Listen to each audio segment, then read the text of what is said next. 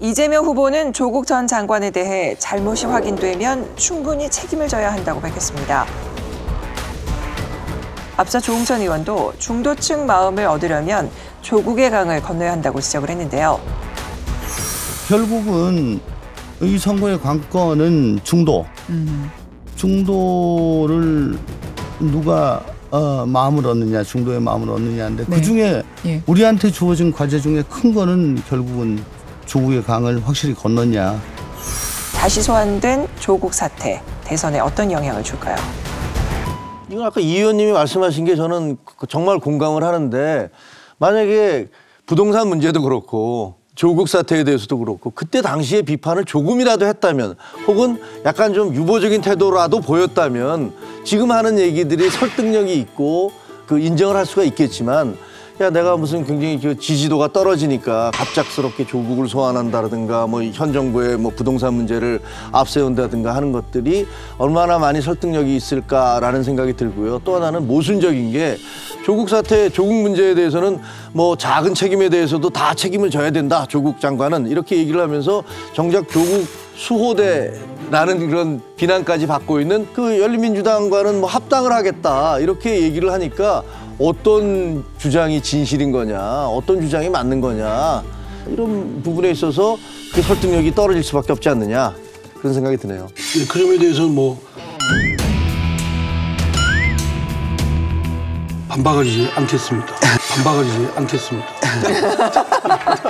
이게 이 사과문을 보게 되면은 사과라는 건 간단하거든요. if나 bat이 없어야 돼요. 깨끗해야 됩니다. 근데 그게 아니라 주절주절 달아놨어요. 첫 번째는 검찰이 무리한 수사를 했다.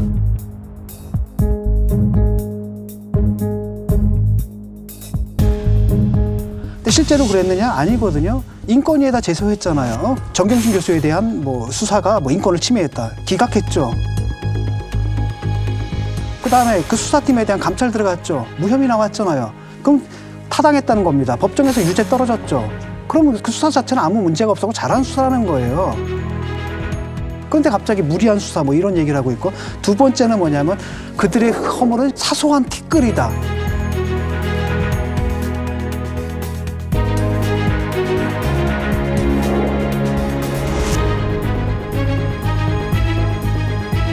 아니 징역 4년을 사소한 티끌로 보시면은 나라꼴이 뭐가 되겠습니까 지금. 그러니까 이재명 후보의 가장 큰 문제가 뭐냐면 표본을 해요. 그때그때 180도 팍팍 돌리거든요. 근데 문제는 그때그때 상황에 맞게끔 맞지도 않아요.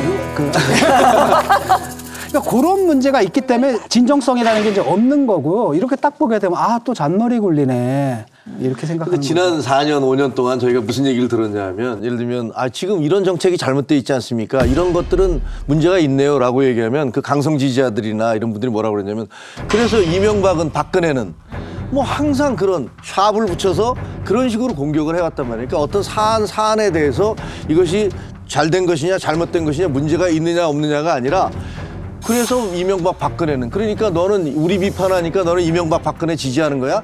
이런 식의 편가르기를 하고 이재명 후보는 이제 좀 본인이 거기서부터 빠져나와야 되는데 그거를 화끈하게 확실하게 제가 그때 하지 못했던 거 사과하지 못했던 거 혹은 거기에 대해 비판하지 못했던 거 죄송합니다 이렇게 얘기 안 하잖아요. 그 윤석열 후보의 장모나 부인이나 뭐와 이런 것들은 이렇게 문제가 있지만 라면서 토를 달아서 가는 거니까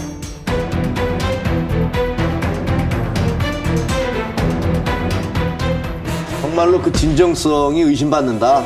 그러니까 이제 차별하는 건 어불성설이고요. 어느 정부든 그렇지만 문재인 정부도 공도 있고 과도 있습니다. 그렇죠. 그러면 민주당의 후보는 문재인 정부의 공과 과를 다 똑같이 승계를 해야 되고 부동산 문제라든가 조국 사태에 대한 부분은 우리의 허물이기 때문에 이는 당연히 그 허물을 안고 가야 된다고 생각합니다. 그 당시 말 못했던 거 또는 그때 오히려 엄호 사격하고 맹종했던 거 이런 거에 대해서 국민들이 심판을 지난 4.7 재보궐선거에 내렸지 않습니까? 그러니까 그거는 뭐 빠져나간다 해서 빠져나갈 수도 없는 것이고요. 오히려 빠져나가려고 용 써봤자 국민들은 비겁하게 볼 것이다. 근데 기자 본능 때문에 그런데 아니 이러면 안 되는데 그 과는 알겠습니다. 문재인 정부의 공은 뭐가 있을까요? 저도 마음속으로 그 생각이 한두 개가 아닙니다. 한두 개가 아닙니다. 그렇죠. 그런 말이 대표적으로 두 개만 얘기해 주세요. 공. 어디든 내세울 수 있는 한반도의 전쟁 위기를 넘어선 거. 한반도의 한반도에 그때 미국과 북한 사이에 얼마나 으르렁거렸습니까? 국민들이 불안해했고, 그리고 국가 신뢰도도 엄청 떨어졌었고. 아니, 북한 수소폭탄 갖고 있고 SLBM 만들어서 지금 어쨌든 그 당시에 평창 올림픽 직전만 해도 많은 국민들이 불안해했고 국가 신인도에 그 엄청나게 타격을 줬고 경제에도 타격을 줬던 건 사실이죠. 그럼에도 불구하고 어쨌든 문재인 정부가 중재를 하든 주도를 하든 해서 그런 분위기를 만들어서 지금까지 끌어온 거는 사실 아니에요. 인정할 수 없지만 하나. 그다음에 두 번째는요. 많다니까요. 많은 제가 또 말씀드리죠. 예, 이거 저 시험 보는 것 같습니다. 죄송해요. 조홍천 의원은 열린민주당과의 합당에 대해 중도로 가야 되는데 방향이 반대로 가고 있다면서 비판에 나섰는데요. 열린민주당과의 합당 문제는 어떻게 보실까요? 중도로 가야 되고 있는데 왼쪽으로 가고 있다고 생각합니다. 방향이 반대로 가고 있다고 생각합니다. 지금 국민들 보시기에 그 민주당이 더 공고해지지 않느냐 걱정하는 그런 방향으로 그렇게 생각하시지 않을까. 저 개인적으로는 그렇게 생각하고 있습니다.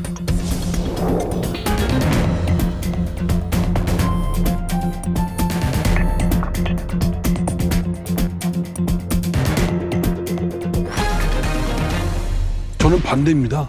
뭐 그동안 반대를 했다고 해서 여기저기서 또 문자 폭탄 받기도 했는데요. 납득이 안 돼요. 저는 왜 그러냐면 정치 세력들이 꼭 필요에 따라서 자신들의 정치적 그런 이해관계나 정략적인 뜻 때문에 합쳤다 헤어졌다를 수없이 하는 걸 봤습니다. 열린우당이 국민들로부터 비판받고 뭐 지지도가 떨어지니까 또 막 해체하고, 근데 결국은 또 대통합민주신당이라서 그 나물이 그 밥이었거든요.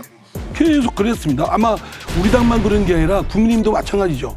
신한국당, 한나라당, 새누리당 얼마나 이름 바꿨습니까? 근데 그나물의 그 밥 아닙니까?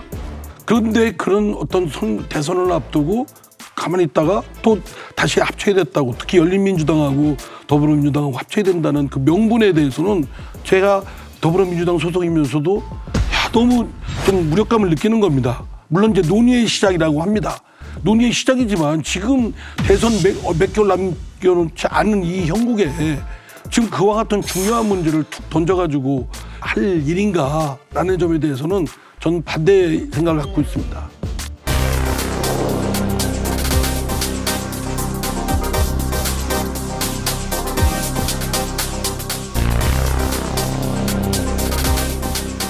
지금은 이제 뭐냐면 아마 이런 상황이거든. 안정적이지 못하거든. 이재명 후보 자신이 민주당의 주류가 아니었고 사실 친문도 아니었잖아요. 그래서 일단 집토끼를 다져야 되는 거고, 그다음에 경선 과정에서 이낙연 쪽 지지자들이 상당 부분 떨어져 나갔거든요. 그러니까 사실 중도 확장까지 생각을 못하고 어떻든 간에 집토끼 있죠.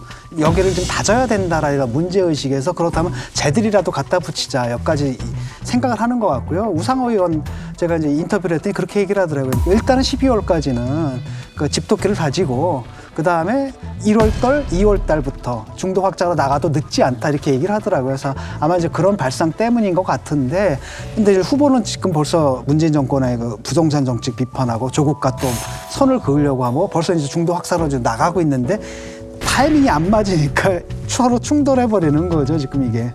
집토끼, 산토끼 운운하는 게 참 국민을 진짜 참 우습게 보는 거라고 생각합니다. 국민이 전체가 바라보시고, 국민들은 물론 다양한 생각들을 갖고 계시는데 그 지지자들이나 국민들을 집토끼 운운하고 집토끼부터 우선 받고 그다음에 뭐 하자 이런 게 글쎄요. 진짜 그 정치인이 그런 생각, 그런 말을 함부로 하는 거가 매우 예의가 아니라고 생각을 합니다. 이 의원님, 만약에 이 의원님이 출마를 하시면, 대선에 출마하시면 당과 상관없이 반드시 찍겠습니다. 근데 사실은 당내 민주화나 당의 건강함이라는 건 사실은 이 의원님처럼 우리 자기 당내에서도 비판의 목소리를 낼 수 있는 그런 분들이 계셔야지 당이 건강해지는 거잖아요. 그런 측면에서는 국민의힘에서는 그런 의원들이 있는지 이런 부분들에 대해서 사실은 뭐 또 좀 생각을 하게 됩니다.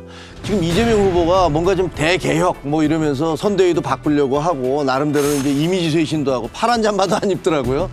굉장히 이미지적으로 좋은 이미지를 만들어내는데 열심히 노력을 하고 계신데, 근데 사실은 국민의힘의 입장에서는 그게 그렇게 간단하게 볼 문제는 아니라고 생각을 해요. 왜냐하면 국민들의 입장에서는 어쨌든 뭔가 좀 변화를 하려고 노력을 하는구나. 그리고 자기의 잘못에 대해서 얘기를 하고 있구나. 자기 당에 대해서도 뭐 조국에 대해서도 부동산 정책에 대해서도 얘기를 하고 있구나. 이런 느낌을 줄 수도 있거든요. 그래서 저는 국민의힘의 전략가들이 있다면 그거 이렇게 간단하게 생각해서는 안 된다. 이게 이제 변한다라고 하는데 오래 가겠어요, 그거. 왜냐하면 이렇게 변할 수 있는 상황이 아니거든요, 본질적으로는. 그렇기 때문에 이거 사실은 무늬만 변한다라는 걸 주는 거거든요. 근데 지금 어떻게 보게 되면 이재명 후보 입장에서는 그거라도 또 안 하면은 또 할 수 있는 게 별로 없어요. 그리고 뭐 그게 전혀 효과가 없다고는 생각은 안 하거든요. 근데 나름대로 어느 정도는 효과가 있겠지만 그게 이제 얼마나 가겠냐는 저는 거거든요. 일주일만 지나면 금방 드러나요. 제가 속한 이제 더불어민주당을 비롯해서 우리 한국 정당들의 큰 문제점은 일색이라는 겁니다. 단색입니다. 아까 말씀하신 대로 대통령을 중심으로 하든 당대표를 중심으로 하든 또는 대선 후보를 중심으로 모든 게 그렇게 색깔 터치를 쫙 일색으로 해버립니다. 그런 다음에 뭐하냐? 맹종입니다. 다른 이견이나 비판 세력은 아예 공간에서 배제시켜버리죠. 저는 정당에 만약에 이재명 후보든 윤석열 후보든 한국 정치 발전에 기여를 하겠다고 한다면 자신이 속한 선대위 또 정당에 대한 다양성을 더 발현이 되도록 노력을 해줘야 된다. 유니폼을 벗어던지고 다른 걸 입었다고 해서 갑자기 다양성이 되고 다원성이 되고 이것은 아니라고 생각합니다.